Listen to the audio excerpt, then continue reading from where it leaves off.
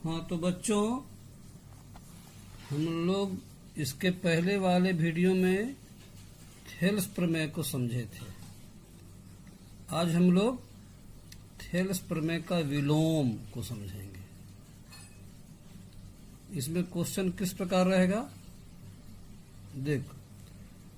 कहता है कि प्रमाणित करें कि यदि कोई रेखा किसी त्रिभुज की दो भुजाओं को एक ही अनुपात में विभाजित करे तो वह त्रिभुज की तीसरी भुजा के समांतर होती है। बात समझ में आ रही है? कहता है कि यदि कोई रेखा किसी त्रिभुज की, यानी हम लोग को क्या बनाना पड़ेगा, एक त्रिभुज बनाना पड़ेगा। ठीक है, एक त्रिभुज बनाते हैं हम लोग, एक त्रिभुज की रचना करते हैं ना।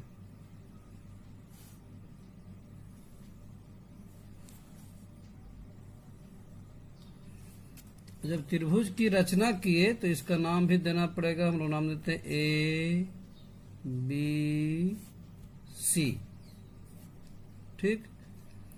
अब कहता है कि यदि कोई रेखा किसी त्रिभुज की दो भुजाओं को एक ही अनुपात में, थोड़ी देर के मान लिया कि ए बी है एक पहली भुजा, ए सी है दूसरी भुजा, मान लिया कि बी सी है तीसरी भुजा।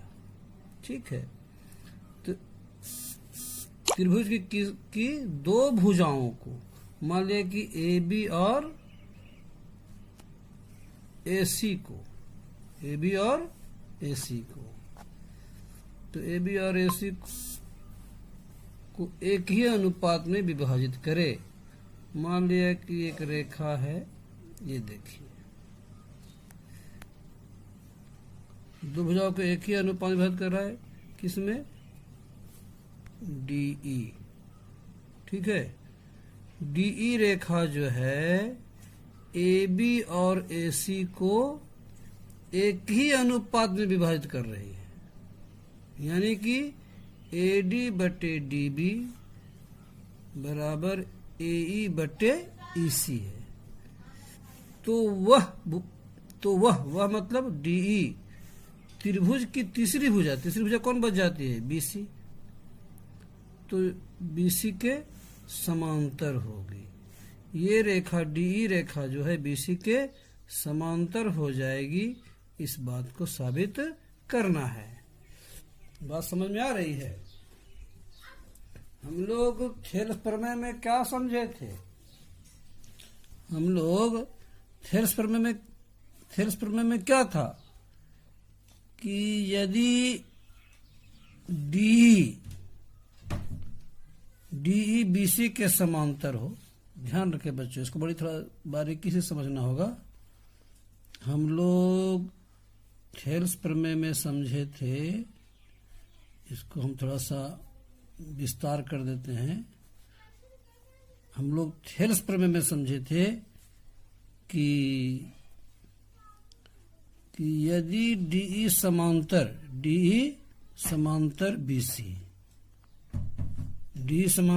बीसी, तो सिद्ध किए थे कि एडी बाय डीबी बराबर एई बाय ईसी। ये थेल्स प्रमेय में हम लोग साबित किए थे, है ना, कि यदि ये समांतर हो इसका, तो एडी अनुपात डीबी बराबर एई अनुपात ईसी। अनुपात लिखे चाहे बटे में लिखे, एक ही बात है। लेकिन अब इसका उल्टा है, मतलब अब ये दिया हुआ है, अब एडी बटा डीबी दिया हुआ है और एई बटा ईसी दिया हुआ है। अब ये सिद्ध करना है उलट करके। तो हम लोग गिवन में क्या लिखेंगे, गिवन में क्या लिखें, हम लोग क्या लिखें कि ए बी सी एक त्रिभुज है जिसमें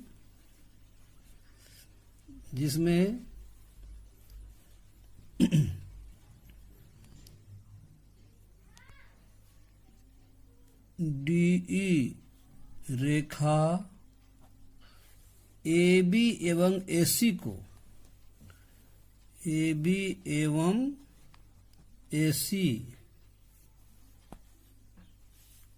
को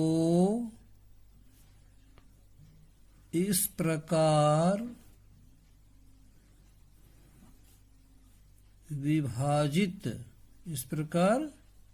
विभाजित करती है कि कितना करती, इस हो जाता है AD बाय DB बराबर AE बाय EC।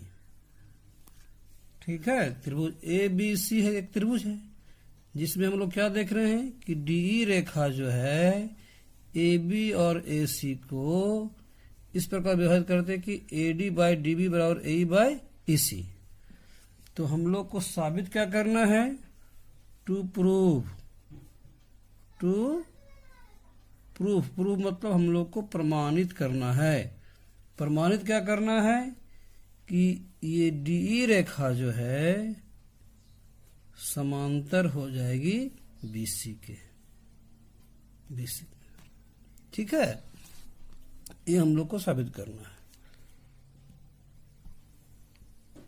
अब हम लोग इसको प्रूफ में लिखेंगे, प्रमाण देने जा रहे हैं।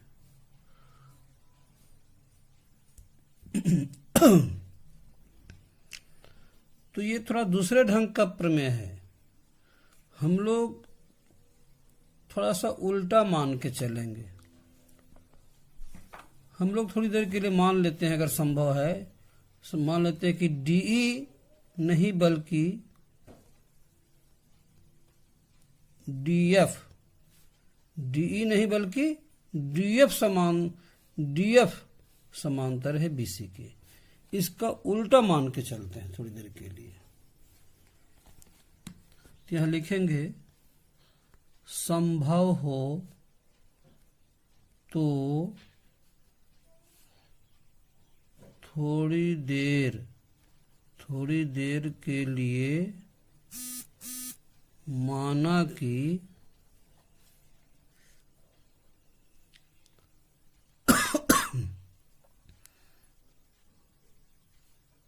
DE समांतर BC नहीं बल्कि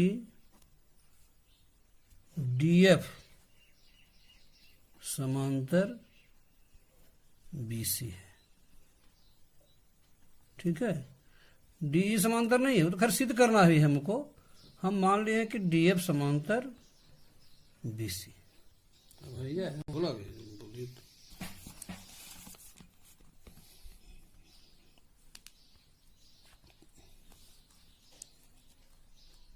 तब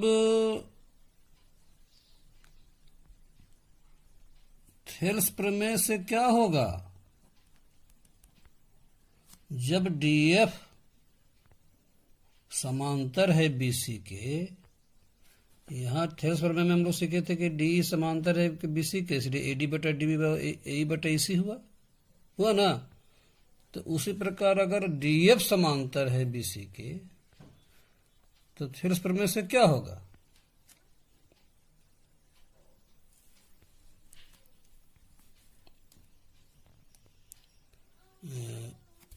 AD बटे DB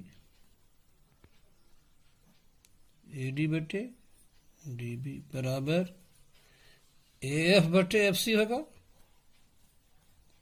AF बटे FC होगा कि नहीं होगा। लेकिन दिया है, क्या दिया हुआ है, गिवन क्या है, AD बाय DB बराबर AE बाय EC, ये ना दिया हुआ है। अब दोनों को देखें, इसको हम लोग पहला मान ले, इसे हम लोग दूसरा मान ले, अब पहला और दूसरा में मिलावें, यहाँ बाईं ओर देखें तो AD/DB AD/DB। जब ये दोनों इक्वल हैं, बराबर हैं, तो ये दोनों इक्वल होंगे। जब बाईं ओर बराबर है तो दाईं ओर भी बराबर हो जाएगा। तो हम लोग क्या लिखेंगे, इसलिए 1 और 2 से क्या लिख सकते हैं, AF/FC AF/FC बराबर AE/EC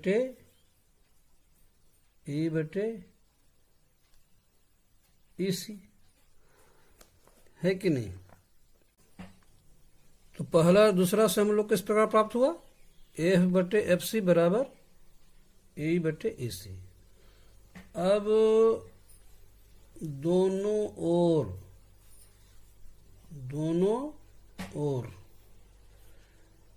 एक जोड़ने पर,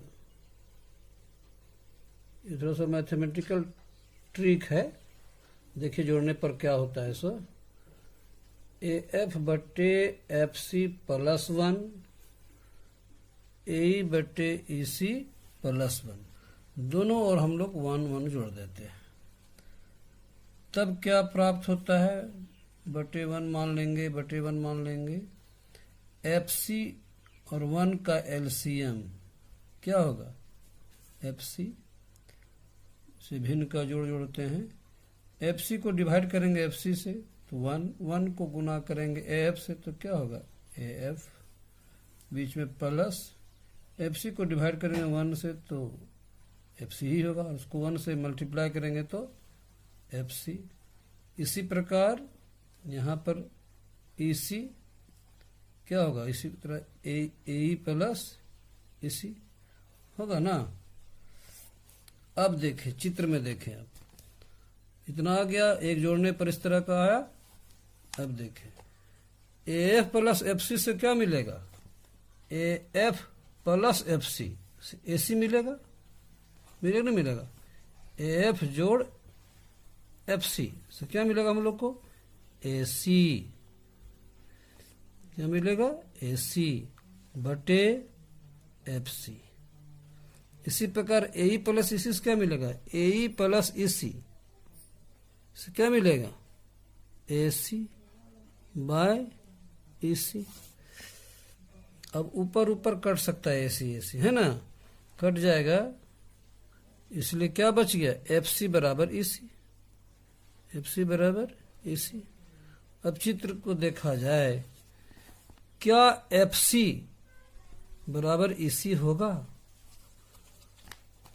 अगर FC 10 सेंटीमीटर है तो क्या EC भी 10 सेंटीमीटर होगा।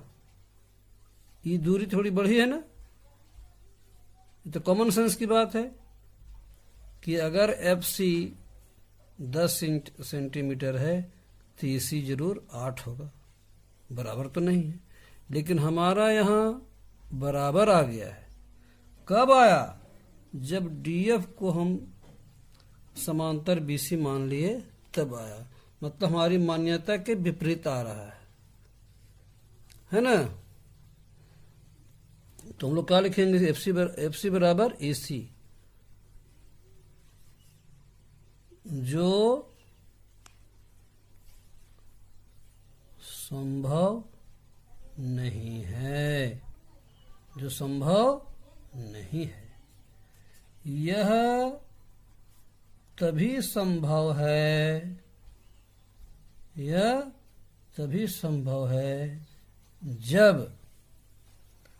बिंदु F E के पास हो जाए, मतलब DF रेखा DE के संपाती हो जाए। DF जो है DE पर सवार हो जाए, माने संपाती हो जाए एक तरह से। जब रेखा DE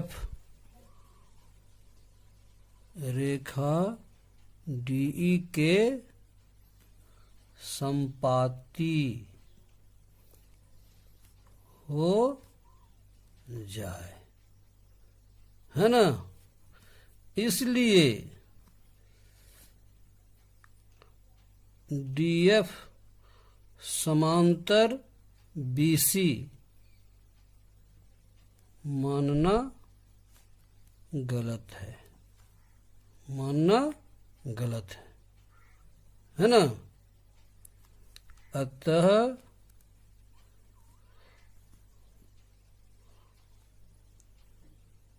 DF समांतर BC नहीं है, अतः DE समांतर BC है।